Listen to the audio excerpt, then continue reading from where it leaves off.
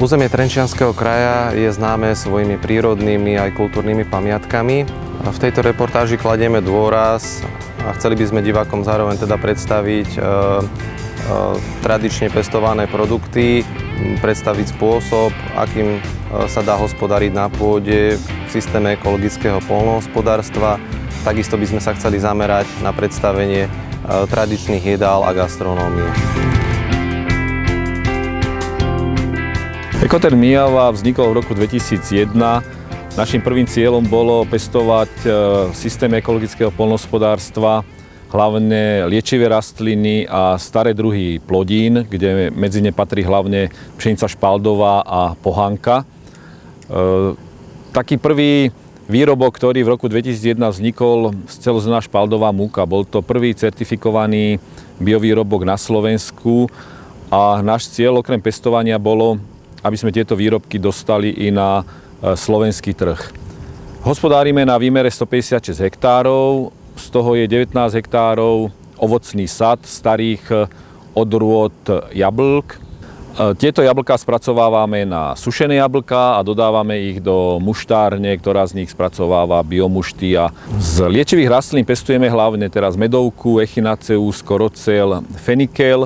Tieto byliny spracovávame, dodávame ich jednak odberateľom na ďalšie balenie čajov, ale balíme ich i do vlastných čajov, kde pod našou privátnou značkou Biomila alebo výrobky rady Biomila balíme a vyrábame bylinkové čaje, ovocno-bylinkové čaje a takisto ich distribuujeme v rámci našej obchodnej siete. Z obilnín pestujeme pšenicu špaldovú, raž, pšenicu potravinárskú a krmoviny, ktoré ďalej spracovávame. Pšenica špaldová je starý druh pšenice, ktorá sa pestovala, alebo pochádza hlavne z východu, má nejaké korene v Českej republiky. U nás sa začala pestovať táto plodina v roku 1997, kedy sa sem priviezla na Slovensko a začali sme ju množiť, pestovať a vyrábať z nej prvé produkty. Pšenica špaldová je výnimočná tým, že je povymlátený v takej dvojitej pleve a je nutné ju vylúpať na lúpačke, aby sme to zrno získali. A zrno je výnimočné a odlišuje sa od bežných pšeníc hlavne tým, že tá obalová časť zrna, tá otruba, je mäkká, tie hrany otruby sú neostré a preto je veľmi vhodná do celozrnnej výživy, veľmi dobre vplýva na trávenie, peristaltiku čriev a má takú charakteristickú orieškovú chuť. Náš výrobný program z pšenice špaldy je už spomínané celozrnné múky, celozrnné cestoviny a vyrábame, alebo v službe pre nás ešte vyrábajú firmy tyčinky pod značkou Biomila alebo špaldový nápoj. Takže má široké zastúpenie v kuchyni, v pekárenskom priemysle a v cestovinárskom priemysle. Firma Ekoterm Myjava hospodári už, ako som spomínal, ekologicky, to znamená, že sme registrovaný podnik v systéme ekologického poľnohospodárstva.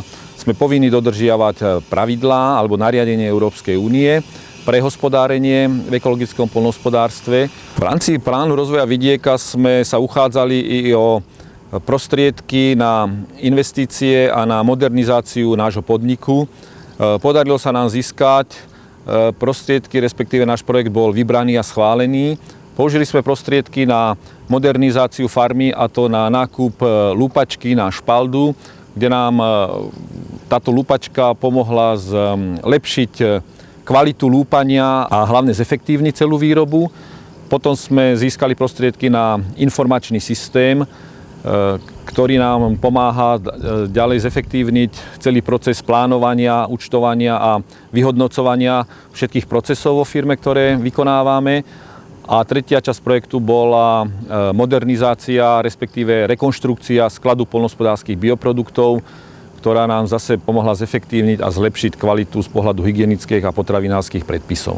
V rámci výzvy sme mali aj druhý projekt, to bol projekt na modernizáciu v ovocných sadoch, kde sme získali zase prostriedky na nákup vysokozdvižného vozíka, na manipuláciu s paletami a vôbec v rámci celého naskladňovania, vyskladňovania a pri zbere úrody z paletami jablk. Sme na území kopaničiarskeho regiónu. Sme práve v penzióne u Juhása na Košariskách, kde sa narodil Milan Rastislav Štefánik. Pokiaľ ide o vidiecký cestovný ruch, tak isté k nemu patrí aj gastronómia, pretože sme na území kopaničiarskeho regiónu, je to vlastne Mijavská pahorkatina, tak toto všetko do určitej miery formoval život ľudí niekoľko storočí nazad. Takže gastronómia má niektoré zvláštne írečité špecifické prvky. K ním celkom určite patrí, že väčšina jedál bola na bázi ovocnej. Prečo? Pretože keď prví osadníci sa zmocnili pôdy, vyklčovali lesy, klčovaním, kopaním vznikli kopanice, obnažili pôdu, tak sme na vrškoch a dolinách, tak tu vznikla erózia a v dôsledku toho začali vysádzať stromy, ako ináč pred 400 rokmi vysádzali stromy ovocné a vzhľadom na tú nadmorskú výšku sú to predovšetkým slivky. A toto formovalo miestnu gastronómiu, takže až 60% jedál bolo na báze ovocnej.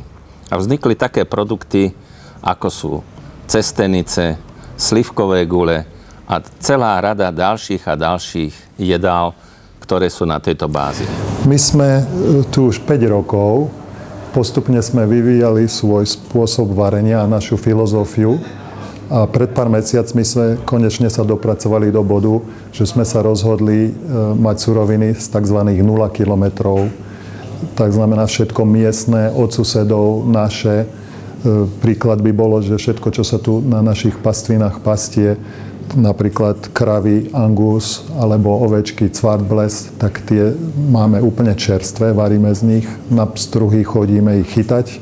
Bylinky máme vlastné, med je od susedov, máme zemiaky z obce, máme mlieko, ktoré je z družstva, nepasterizované. Nápoje si vyrábame sami, citronádu, lipový čaj, bazovú limonádu. Nápoje podávame v starých fľaškách a keď sa pozriete do našej záhrady, tak uvidíte, že rozbiehame aj zeleninu, aj koreňovú zeleninu, ktorej momentálne nie je dosť, preto budeme sa rozrastať aj v tejto sfére.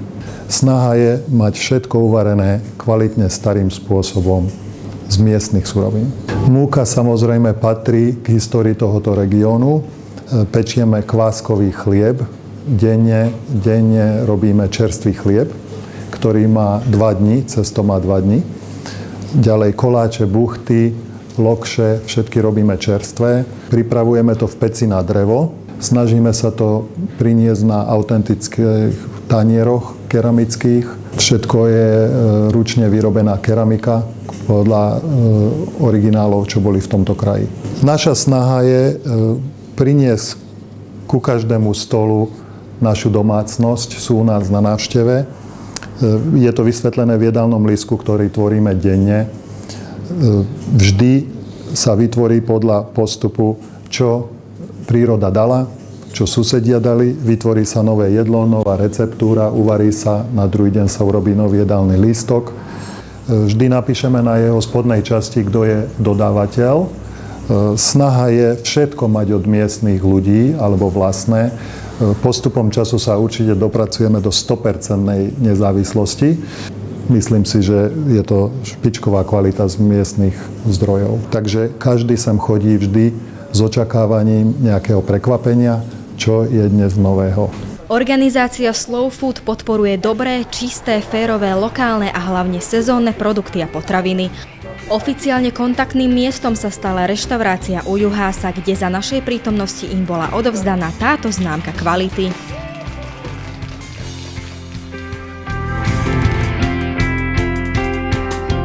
Tak nachádzame sa na farme, kde sa spoločnosť špecializuje na chov koní a jazdenie. Jazdenie jak rekreačné, tak jazdenie vo voľnej prírode. Na farme sa nachádza krytá jazdiareň plus ustajnenie koniče boxy, voľné ustajnenie aj boxové ustajnenie koní. Každé leto v mesiacoch júl, august robíme tábor v sedle pre deti. Aby deti poznali aj tú tradičnú, alebo teda pôvodnú mechanizáciu, ktorá vlastne v poľnohospodárstve sa používala, tak sme sa snažili z celého okolia tu zozbierať tie staré náradia a stroje. Na 1. mája, pokiaľ robíme otváranie pasienkovej sezóny, prizývame týchto odborníkov z okolia, či sú to prúdkári, alebo teda sú to výrobcovia drobného náradia, hráble, vidly a podobne. Naša spoločnosť poľnohospodárskej výroby sa zaoberá chovom mäsového dobytka a chovom koní. Hospodárime ekologickým spôsobom s tým, že teda pokiaľ sú v poriadku všetky kontroly z hľadiska spoločnosti Naturalis, ktorá ako kontrolná organizácia nám robí kontrolu či už vlastnej výroby alebo živočíšnej výroby, a pokiaľ sú v poriadku tieto záležitosti, tak samozrejme dostávame dotácie na ekológiu. Chováme americký šarole a francúzsky šarole. A u koní chováme nášho norika muránskeho a chováme ardenské kone.